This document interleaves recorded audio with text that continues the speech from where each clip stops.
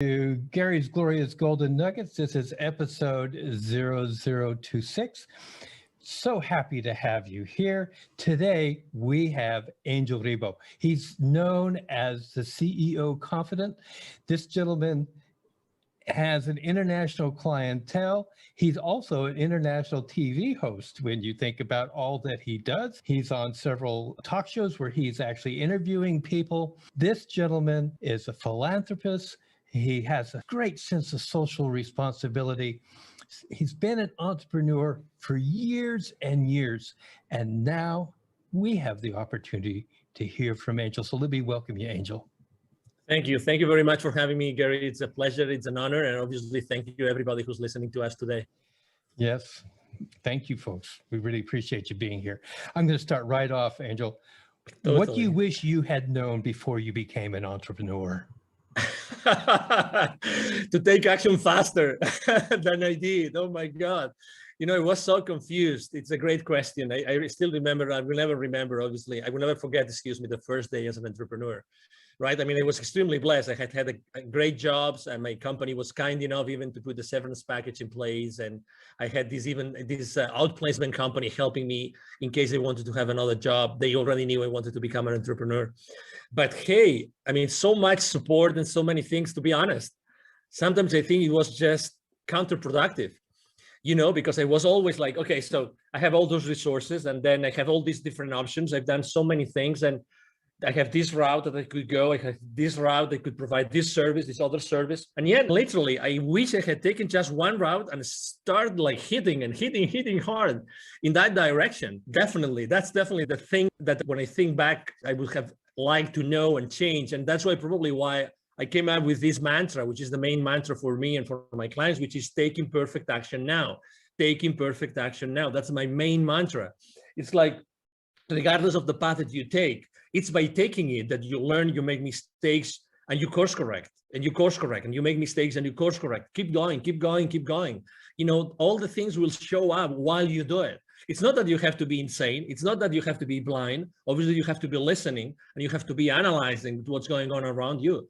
But, you know, it's like, I remember having this conversation with the director for the accelerator of the Babson College in Boston, in the Boston area. Probably you know, guys, that Babson is the #1 consistently. They deliver the #1 entrepreneurial degree in the country, if not in the world, consistently. And she was telling me right now, and that was 5 years ago, right now, in order to make a startup disruptive, we only need $10,000, $15,000. 5 years ago, we needed $200,000, $300,000.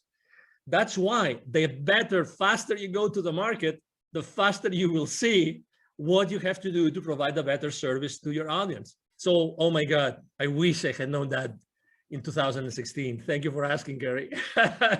You know, I love that because I've always lived by the mantra myself that says, anything worth doing is worth doing poorly in the beginning. You know, just keep going on it. Absolutely. And you know, you and I probably believe that there's no really such thing as failure. There's success, but there's learning experiences along the way. And there's times when your goal is not met. So when you've had those moments where the outcome wasn't what you expected it to be, what was the greatest one of those in your opinion? And what did you learn from it?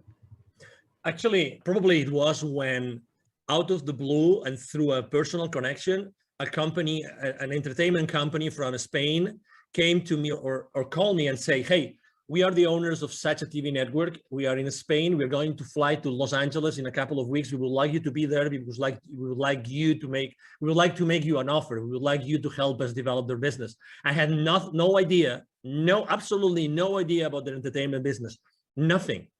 But I said, I mean, they were friends of friends and I had seen them, I think, once in Latin America, but they really didn't know much about their business. But anyway, there I go to Los Angeles, I meet with them, and they say, so that's what we would like to do.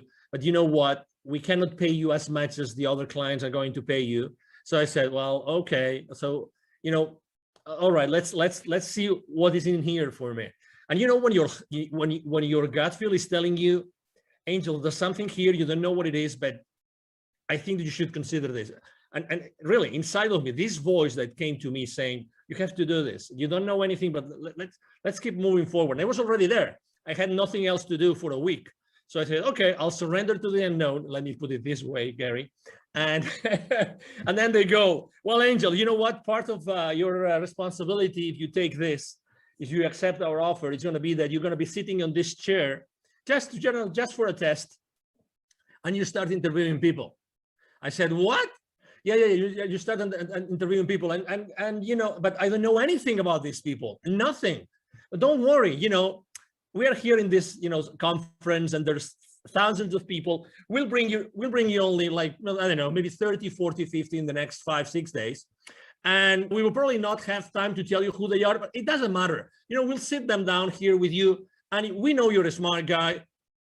I mean, as much as I like challenges, Gary, you know, I mean, I don't know anything about what this person does, right? And I have no idea of the subject matter. I mean, I have, you know, like really in an uncomfortable place, but let's say, why not? Why not? Why not? Okay, so I started interviewing the first person ever. I will never forget the name of this guy. Very famous guy in the US. His name is Stephen Halpern. He was the first guy developing spiritual music in the country. Everybody knows this guy, right? He was kind enough to be extremely gentle with me. So, but you know what? I started like asking him questions, and I was just so concentrated, so focused on him, that I started asking one question after another. And the only thing I knew is that I didn't want to deceive the audience. So I tried just to make sure that what would the audience ask if they were me? What would they want to know? And you know, we came and going. And at the end of the conversation, Stephen, he might even remember this. This is funny. I am speaking about him today. He said, wow, you did a great interview. Thank you so much. I said, what? Oh, okay. Thank you. Thank you very much. Obviously, I would never say, you know, I never recognized to him, right? Like acknowledge that it was my first ever. And the number 5 or 6 was this celebrity from Hollywood, the Michelle Rodriguez, you know, the actress from, you know, the Fast and Furious saga of movies, and you name it. I mean, but guess what? All this, like, you know, discomfort for these many days eventually put me in a place where I said, oh my God, this is a skill that I'm developing that I didn't know that I had. I didn't know that by being previously spokesperson for large corporations of America in other places in the world had helped me. Oh my God, I am at the other side. I'm becoming the host instead of the guest. There is something here. There is some, you know, there is value. Why? Because I realized that I can make available to the normal citizen the greatness of my interviewee. And this is priceless. This is priceless. So this is probably one of the stories that I think that I wanted to share after your question, Gary. I will tell you, Angel, what I love the most is if the audience is sitting here and they haven't been pelted by your golden nuggets, they're not listening. I mean, it's just one after another. It's like a machine gun going off. Boom, boom, boom. Thank you. Thank you. I love it. So what advice would you give somebody who's saying, okay, I want to be an entrepreneur, but what do you suggest? What would you say to them? Yes, you know, I think that we live in a very important moment in history. Obviously, it's now March 2021. In the upcoming weeks or months, this will be, this interview will be published. So it's a very important moment in life, and it's not a coincidence that we are living this moment. Okay, so I would like to just make sure that you understand what this means. Okay, so the world is what it is, and we are here, all of us, to play a role, like it or not. Okay, we are playing a role in the new world that we are creating. Okay, so that's number one. Number two, I was blessed enough last year of delivering a couple of webinars to the local, business accelerator communities here in Dallas, Texas, and both were about the following subject, which is pivoting in times of crisis. Pivoting in times of crisis. And after doing those two webinars to the local entrepreneurs and startup CEOs communities, I would say one thing: we all have this incredible talent. We all have this unstoppable divine force inside of us, that allow us to provide a unique service to the rest of the world, okay? Nobody has had the same life that you, listener, has had. Nobody. So you are unique. So even if you think, oh, there's going to be so many other coaches, so many other, consultants, so many other people making the same product, not a chance. That's not true. Nobody is able to provide the value, the wisdom, the teachings that you bring to the world just because you have had your own life and you have had your own experiences. That means by default, by definition, that means that there's going to be in the world an audience that is just waiting for you to show up and to give that value to them. So when I was telling these guys, going back to the story of the webinars here about, pivoting in times of crisis, there's four things that I would like to tell you. Number one, you already know that you have passions, that, there's something that you are enthusiastic about. Number two, there's always friends of you or relatives or colleagues that tell you you are an expert on something. You always come to you for something. Number three, the market is always going to need what you are willing to share with them, as I said before. And number four, and that's the only question maybe you have to ask, is the market willing to pay for it? Yes or no? If the answer is yes, and 95% of the occasions, yes, the answer is yes, then you have a business. So again, don't be fearful. I know you are on the fence, and I just answered a question saying, what was the main mistake I made is being on the fence for too long, right? So I know you are on the fence, but at the same time, know that there's people out there waiting for your message, and they will never go, and they will never move hiring someone or paying for someone's services unless you show up and they resonate with you. They're waiting for you there. That's why I think, sometimes people, I remember when I was training salespeople, I've trained literally hundreds of salespeople, and I remember training them. And in the first training session, most of the people would tell me, hey, sir, hey, Angel, but what happens if I run out of leads? If I run out of leads, how am I going to make my quota? I would always tell them the same thing, always, to all of them. Okay, so whenever you run out of leads, please come to me, and I will give you another list of 1,000 additional leads that you can call onto. What I'm trying to say is that we have those limiting beliefs that we think that we are limited, we are in a box, and we are competing against the rest of the world, when everybody knows already that the wealth is in the follow-up, that nobody follows up. So there's always wealth for everybody. There's always, services that you can provide and people that will pay for you.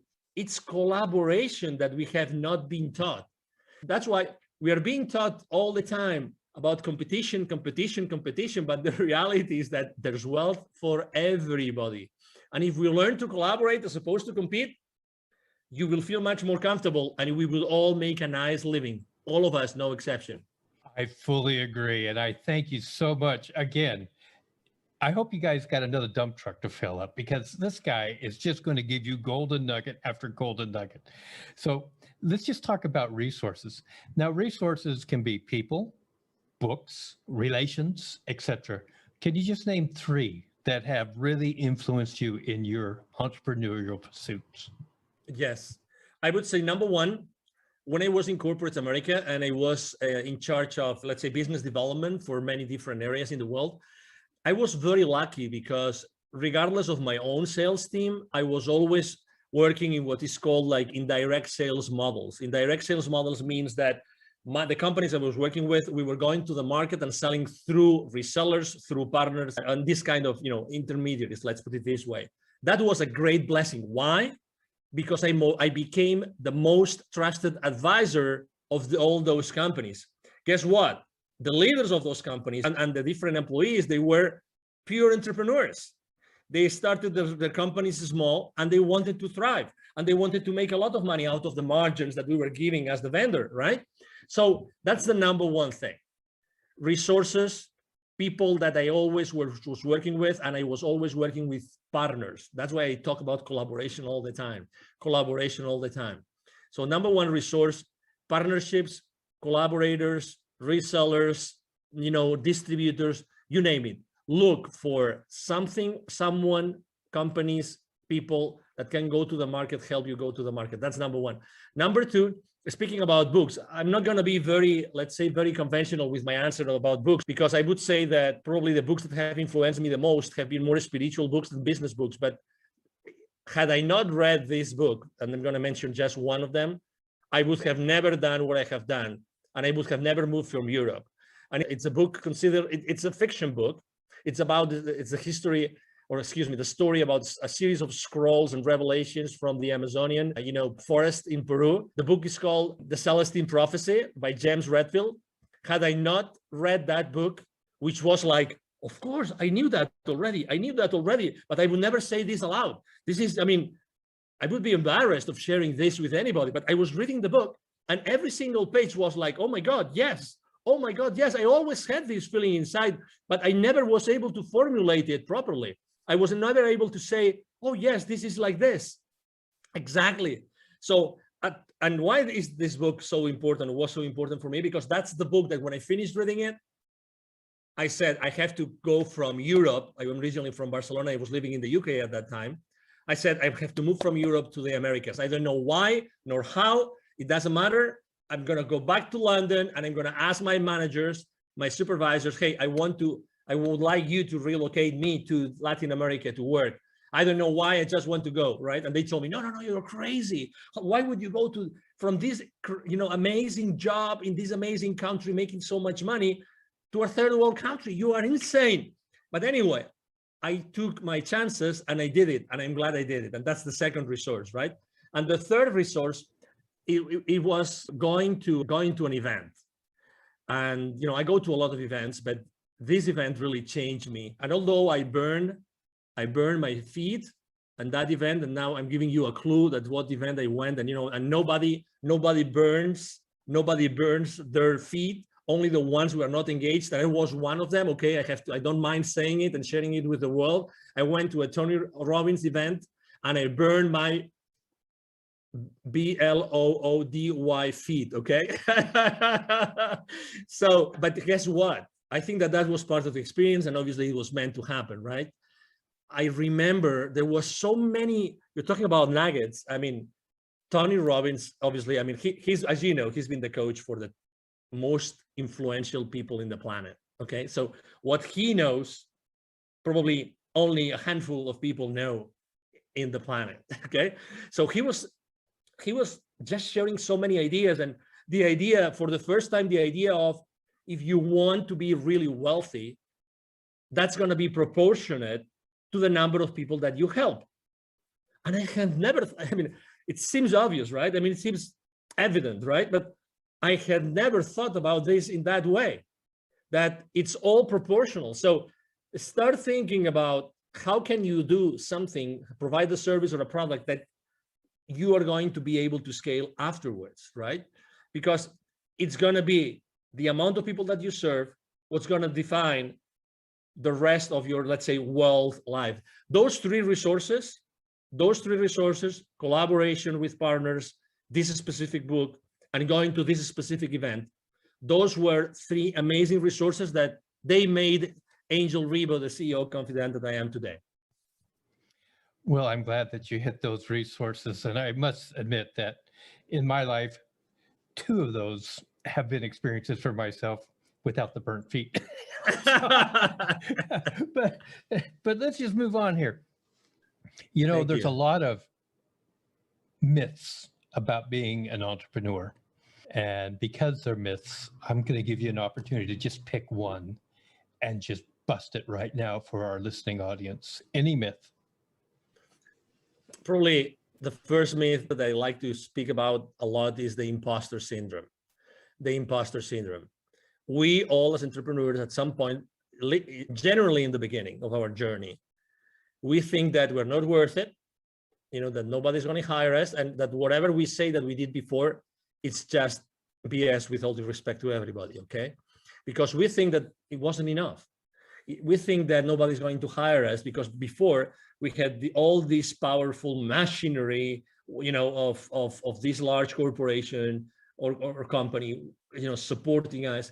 And then we think that as soon as we start saying what we did before and try to capitalize and try to show it to the world, it's fake, because it's fake because it was in another setup and it was another system and we were working with another set of goals, but it's not true.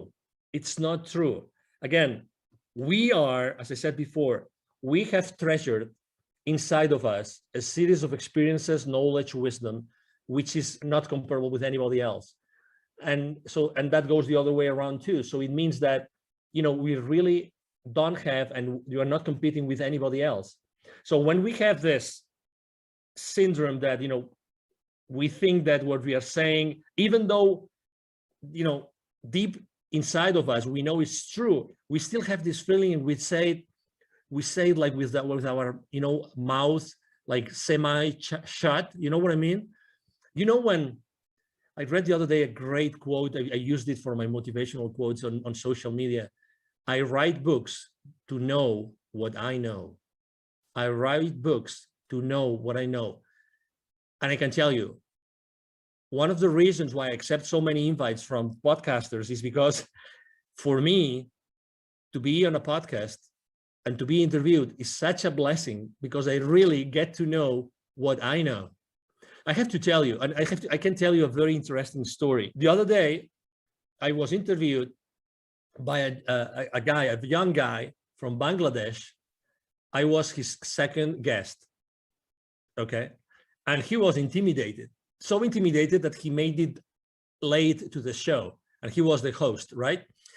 When you realize that he was late, not because of any other reason, but when you start talking with him, you realize that there's something there. And I spent literally like the first 5-10 minutes just praising him, just telling him how brave he was, how courageous he was, that I had been in his website and everything. And he was suddenly, I saw him growing. I saw him like becoming the phoenix bird. You know what I mean? This young man, I was his second, and he started asking me questions. And the questions he was asking me were so naive. But you would say, okay, they were naive, so they were not rich. No, because it's not such a thing as a naive question. I phrase it like this, so you realize you know what I mean. But he forced me to answer questions in a way that nobody else had ever forced me to answer. So out of his spontaneity or his, being genuine and naive, actually, we eventually had an incredible interview. I really thank him so much. And obviously I offer my help to him. He's in Bangladesh and he's a very young guy. You never know where the diamonds are going to be buried. You never know that. Never, ever. So it's very human. Going back to the original question, it's very human to have the imposter syndrome. But hey, show up, step up, expose yourself. That's the best recipe I can give you to bust the imposter syndrome that we all as entrepreneurs go through. Show up. Don't be afraid. And if you cannot answer a question, it doesn't matter. Be genuine and say, hey, I haven't got the finest idea of how to answer this question. I will have to think about it. Just that. And it's you. And there's going to be people that are going to say, this guy was strong enough, and he was authentic enough and humble enough to acknowledge that, or he or she obviously wasn't able to answer that question.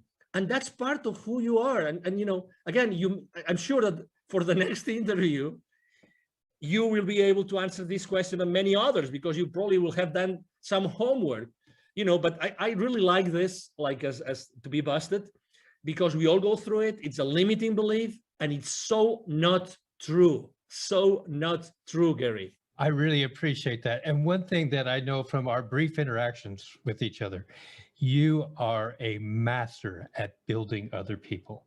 You are a master at helping to establish confidence in what people have to offer. So I really appreciate that aspect of you from my point of view. Now, I'm going to change up a little bit, because I'm not going to ask the next question I normally ask.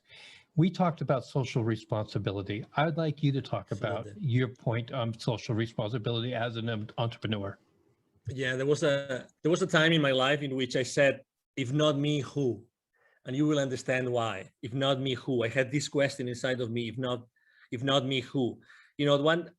when I was in Latin America, I lived in Latin America for 10 years, and I was working with Latin America for 15 years. And I was going there so often. I was always dealing with, we were doing consultative selling to large corporations present with their subsidiaries in Latin America. And every time I was going to see their plants, the manufacturing plants, they would typically be in the outskirts of big cities, suburbs, rural areas sometimes. Every time I would go to those places to meet with the CEO levels, to close some deals, every single time outside those plants, there would be a lot of poverty, because that's where poor people live. They live in the outskirts of the cities. And every time I would go to those places with my rental car, they would ask me, hey, senor, would you like to buy some gum from me, some candy, a bottle of water? Can we keep your car safe while you are inside? So I was always interacting with kids, And it reached some point before leaving, and actually that was one of the reasons why I left corporate America, in which one day I had this incredible experience in which I saw very clearly that I had this connection, this continuous, possibility to talk to the top guys in the continent, and at the same time being able to see so much poverty. And I saw very clearly, if I'm not the one connecting those two dots, who's going to do it? Who is more? Who can show more, like the experience reaching out to the top and being able to deliver to the bottom through my entrepreneurial career? And I can teach entrepreneurship to these kids in need in Latin America. That was the aha moment. That was, and again, it came very, it was an impactful moment in my life, but I was, one of the saddest things in life is that we become, how is that, too familiar with the misery. We become too familiar with problems that we don't pay attention to. And the more they show up, the more insensitive we become. We become insensitive to people that are really in depth, in deep problems. And let me tell you an example. Just in Latin America, there's 170 million kids in 2012, according to UNICEF. 81 million kids live in poverty in Latin America. 81 millions. Okay, so the population of the US is 350 million roughly. 81 million kids in Latin America live in conditions of poverty. 22 million don't have drinking water at home. 22 million. And that was from 2012. I can't imagine now, after everything that's going on in the world, I can't imagine. So that's why in 2015, after I had this experience, we gathered a team. I'm the co-founder of Wisdom for Kids. And what we do is we help underprivileged kids in Latin America become entrepreneurs using the local resources. And you see, it's like, Gary, it's like for my entire life, I was preparing for this. Isn't it crazy? It's like I had learned all this entrepreneurial stuff and connecting to all these people and knowing how to reach out to them, blah, blah, blah. All this, like, there was a plan behind it. Someone had been working on that plan for me to be able eventually to do that. That's why I was asking myself, as I said in the beginning, if not me, who? Who's going to do this if it's not me? Who is more, prepared to do this? And I felt immediately, the responsibility in a good way, because going to Latin America and teaching kids entrepreneurship is just a blast. It's a big blessing, as you can imagine, Gary. I just am so overwhelmed with the things you've just talked about. Thank you. This is why I love doing what I do when I get to talk to people like this. How can people contact you? Thank you.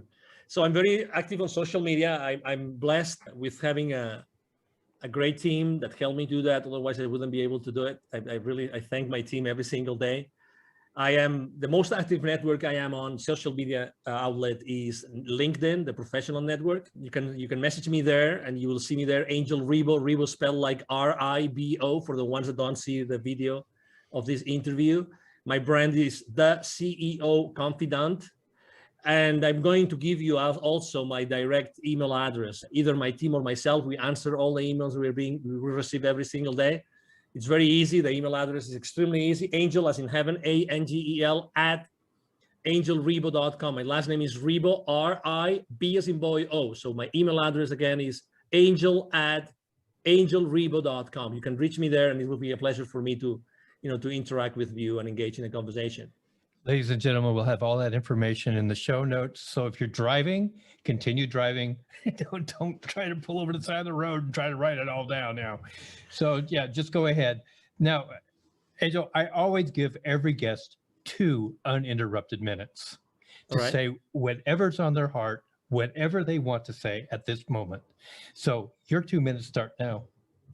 I believe that the last 12 months have been really probably the most challenging, months in our lives, right? Maybe the people that were when they were young, they were maybe in a war, maybe that those were the most challenging for them.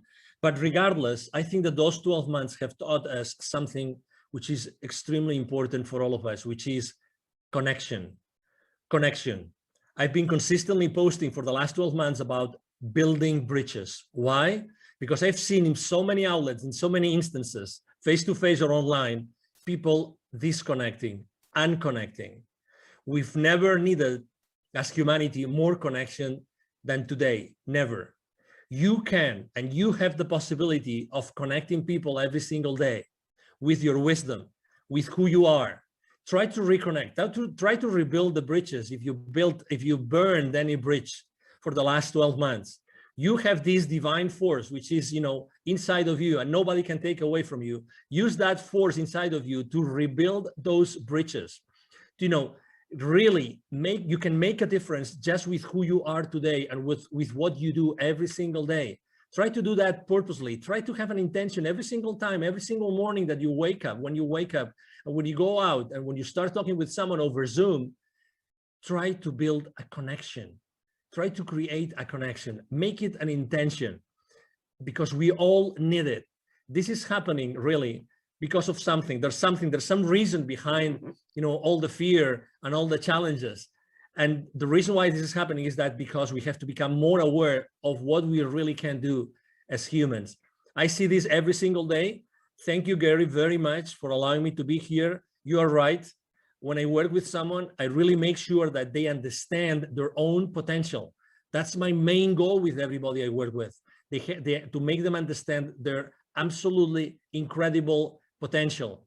And, it's been a pleasure to be here with you today. And thank you for allowing me to maybe share some nuggets with you. And obviously, I feel so honored to be here, and anything I can do for you and for your audience, it will be a pleasure to do it, Gary. Thank you so much. Angel, God, I love you, man. You're great. Thank you. Likewise. Ladies and gentlemen, that is going to conclude this episode of Gary's Glorious Golden Nuggets. If you've enjoyed the show and you haven't subscribed yet, please do subscribe. If you would like to share this with somebody, please do. Help our audience to grow. Angel, you are a gold mine. Thank you so much. Thank you so much for your time. Absolutely.